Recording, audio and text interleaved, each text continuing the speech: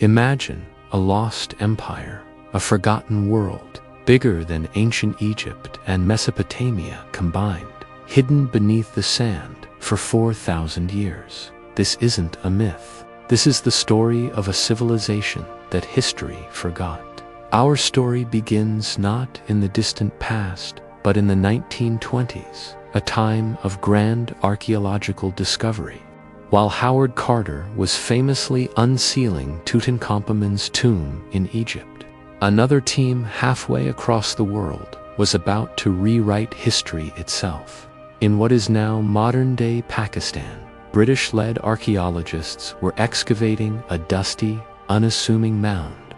They believed they were digging up a relatively recent settlement, maybe a few hundred years old, perhaps a minor outpost from the Mauryan Empire.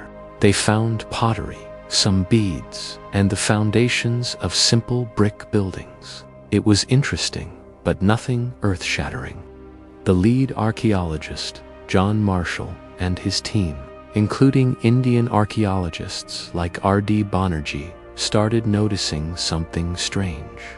The bricks they were unearthing were of an unusually high-quality uniform in size and perfectly fired.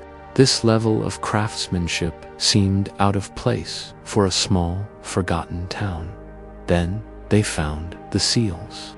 Small, square seals made of soapstone, intricately carved with images of powerful animals, bulls, rhinos, elephants, and a script unlike anything they had ever seen.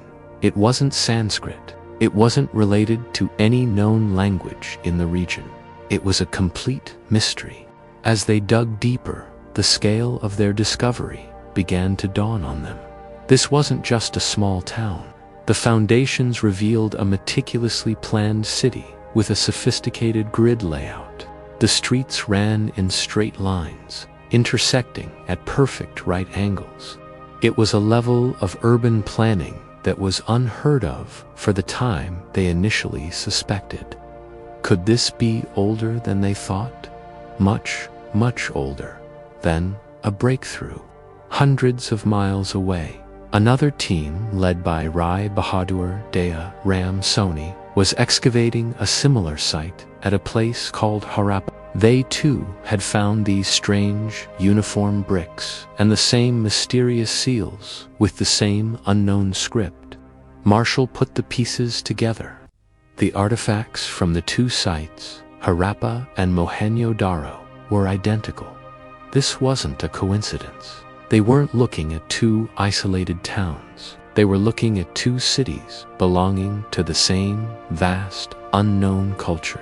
The realization sent shockwaves through the archaeological community. Suddenly, the history books were incomplete. A third major cradle of civilization had existed alongside Egypt and Mesopotamia, and no one had known. As more sites were discovered, the true, mind-boggling scale of this lost world became apparent. It wasn't just a couple of cities. It was an entire civilization that stretched from the shores of the Arabian Sea all the way to the foothills of the Himalayas. They named it the Indus Valley Civilization. Based on the archaeological layers, they dated it back to at least 2500 BCE, making it a contemporary of the Great Pyramid builders in Egypt. But it was bigger, so much bigger. While Egypt was concentrated along the Nile, this civilization covered over 1 million square kilometers in area, twice the size of the Egyptian and Mesopotamian empires combined. Its population was estimated to be over 5 million people at its peak. How could a civilization of this magnitude simply vanish from history? There were no mentions of it in the ancient texts of other cultures. No legends, no myths. It was as if it had been erased from human memory. For millennia, its cities, its people, and its secrets lay buried beneath the earth. The archaeologists stood amidst the ruins of what they now understood was a superpower of the ancient world. They had found the ghost of an empire, a civilization that had thrived for centuries, mastering engineering, trade, and art, only to disappear without a trace. And as they continued to explore the silent, well-ordered streets of its cities, they were about to uncover its most profound secret. The real shock wasn't that this colossal empire existed. It was that they had built a perfect society, a city of the future. 5,000 years ago. A city of the future.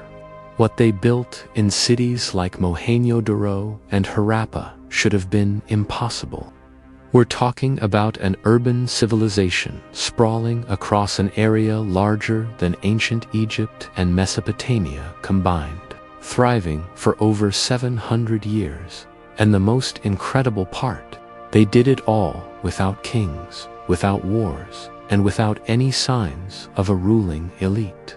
Imagine walking through the streets of Mohenjo-daro 4,500 years ago. Forget the winding, chaotic alleys of other ancient cities. Here, the streets were laid out in a perfect grid, some as wide as 30 feet, all running precisely north-south and east-west. It was a masterpiece of urban planning, designed for efficiency and ease of movement. The buildings were constructed with standardized, baked bricks so uniform you'd think they came from a modern factory. This wasn't a haphazard settlement. This was a meticulously planned metropolis. But the real genius was hidden beneath your feet and inside the houses. Almost every single home, from the largest multi-room complexes to the most modest two-room dwellings, had its own private bathroom. Let me say that again, private bathrooms, with toilets, 5,000 years ago. This is something Rome wouldn't achieve for another 2,000 years, and many parts of the world wouldn't see until the modern era. And this wasn't just for show. These weren't simple pits in the ground. They were sophisticated water management systems, each house connected to a complex, citywide network of covered sewer drains running beneath the main streets. Think about that. They had the world's first known urban sanitation system. They understood hygiene in a way no other ancient culture did. Wells were strategically placed throughout the city, providing clean water to all residents, not just a privileged few. It's a level of civic engineering that is simply staggering. They had solved problems of public health and urban living that would baffle other civilizations for millennia. And this obsession with precision and standardization was everywhere. Archaeologists have found an incredible system of standardized weights and measures across hundreds of sites, spanning thousands of square miles. A cube-shaped weight found in Harappa is identical to one found hundreds of miles away in Lothal. This wasn't a coincidence. It was the backbone of a vibrant and fair economy. It means a merchant in one city could trade with another hundreds of miles away, and both would know they were getting a fair deal. It points to a highly organized, integrated society where trade and commerce flourished. Their craftsmanship was equally breathtaking. They were masters of metallurgy, creating beautiful bronze sculptures like the famous dancing girl.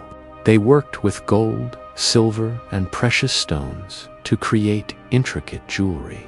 But their most iconic artifacts are the thousands of small, square seals carved from stone. These seals are miniature masterpieces depicting animals like bulls, elephants, and rhinos with stunning realism. Some even show what appear to be divine figures or complex mythological scenes. Each seal is inscribed with a series of symbols, a mysterious script that is completely unique. And this is where we hit the biggest mystery of all. For all their incredible organization, their engineering marvels, and their artistic skill, there is something profound missing. In Egypt, you find the pyramids, colossal monuments to the power of the pharaohs. In Mesopotamia, you find giant ziggurats and sprawling palaces for kings and priests. In the Indus Valley, nothing. Archaeologists have searched for decades and have found no grand palaces, no massive temples dedicated to all-powerful gods, no royal tombs filled with treasure to honor a god-king. There are no depictions of rulers, no monuments to war or conquest. The largest buildings seem to be public structures, like the Great Bath of Mohenjo-daro, a huge public pool that may have been used for ritual purification, accessible to all. This absence is deafening. It suggests a society fundamentally different from any other in the ancient world, a society that may not have had kings or a ruling class, a peaceful, egalitarian civilization where citizens were equals. They were a society of engineers, merchants, and artists who mastered their environment and built a world of order and prosperity for everyone. How did they organize themselves? Who made the decisions for these massive, planned cities? Was it a council of elders? A collective of merchants? We simply don't know. The evidence points to a civilization that achieved a level of social equality and peaceful cooperation that we still struggle to attain today. They were an enigma, a civilization that prioritized public works over palaces, sanitation over statues of kings. They created an advanced, orderly, and seemingly peaceful society that was centuries ahead of its time. For 700 years, this incredible experiment in urban living flourished, a testament to what people can achieve when they work together. They built a utopian society, but they left behind a secret, an unbreakable code that even today no one in the world can read. An unbreakable code, the final message of a lost civilization.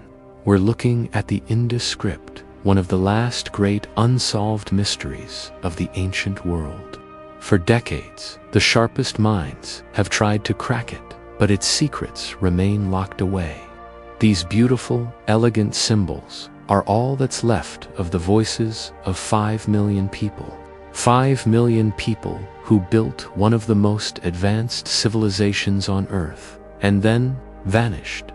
Last time, we explored their incredible cities, their peaceful society, and their baffling lack of kings or warfare. But we ended on the ultimate question: what happened to them?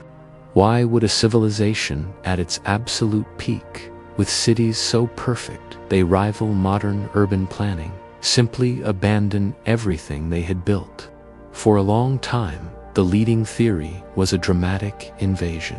But, as we discussed, archaeologists have found no evidence of a major war, no layers of ash and destruction, no fields of skeletons. The end of the Indus Valley Civilization was not a violent bang, but a long, slow, haunting fade. So, if not war, then what? The next logical suspect is Mother Nature. Scientists have drilled into the ocean floor and ancient lake beds, analyzing layers of sediment to reconstruct the climate of the past. Their findings point to a massive regional drought that began around 4,200 years ago, a mega-drought that lasted for centuries. This seems like a slam-dunk case, right? The lifeblood of the civilization was the mighty river system that fed their vast agricultural fields. No water, no crops, no food. Number civilization. It makes perfect sense. And for a while, this was the accepted explanation, the great climate catastrophe. But here's where the mystery deepens. When scientists looked closer at the timeline, they found a frustrating inconsistency. The drought was real, absolutely. But the strange thing is, the Indus people didn't collapse, *, during *, the worst of it. they adapted. They were brilliant water engineers. They built reservoirs. They changed their cropping patterns, shifting from water-thirsty wheat and barley to more drought-resistant millets. They were survivors. For over 200 years, as the climate turned against them, they held on. They fought back. The collapse, the real abandonment of their magnificent cities like Mohenjo-daro and Harappa, happened later. It wasn't a sudden event. It was a slow, drawn-out process. Imagine living in a city that was once home to 80,000 people. But every year, there are fewer and fewer neighbors. The grand public buildings start to fall into disrepair. The intricate drainage systems get clogged and are never fixed. The trade networks that brought exotic goods from Mesopotamia and the Persian Gulf simply stop. The city is no longer a bustling metropolis. It's becoming a ghost town. The lifeblood of the city isn't just water, it's people, it's the system. And the system was breaking down. Another compelling theory focuses on the rivers themselves. The Indus Valley Civilization flourished between two massive river systems, the Indus and the Ghaggar-Hakra, which many scholars believe is the legendary Sarasvati River from ancient Hindu texts. But rivers are not permanent fixtures. Over centuries, tectonic shifts can change their course. Core samples from the earth reveal that the Ghaggar-Hakra began to dry up. It wasn't just a drought. The river itself was migrating, its water source shifting away. For a civilization built on the banks of these rivers, this would have been an existential crisis. The very foundation of their world was literally moving away from them. So picture this: the climate is getting drier, making farming harder. At the same time, the river your city depends on is slowly disappearing. What do? You don't just sit and wait. You move, and that's exactly what the archaeological evidence shows. The population didn't just die out, they began to disperse. They moved east towards the more reliable rainfall of the Ganges River basin. They abandoned their huge, centralized cities and broke up into smaller, more rural villages. The grandeur was gone. The urban experiment, which had lasted for nearly 1,000 years, was over. They didn't vanish, they scattered. Their big, unified culture dissolved into smaller, regional ones. The Indus civilization didn't die in a blaze of glory. It just faded away. The people who once traded with empires and lived in cities of unparalleled design became village farmers, their glorious past slowly receding into myth and legend. And in that transition, the knowledge of their unique writing system was lost. With the breakdown of their complex urban society, there was no longer a need for the administrative and trade functions that the script likely served. Within a few generations, no one knew how to read or write it anymore. The voices of an entire civilization fell silent, leaving behind only those enigmatic symbols, a final, unreadable message. This story is a powerful and perhaps timely reminder. It shows us that even the most sophisticated, peaceful, and well-organized societies are fragile.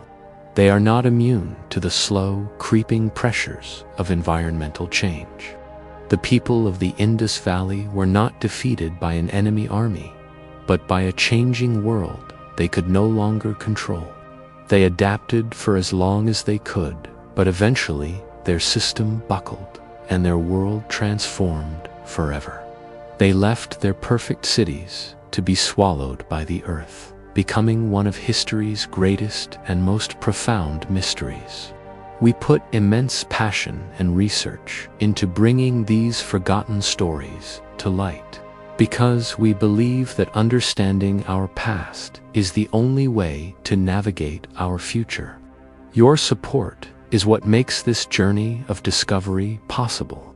If these stories fascinate you as much as they fascinate us, please consider liking this video, subscribing to our channel, and hitting that notification bell so you don't miss our next adventure into the unknown. Thank you so much for watching and for being a part of this community.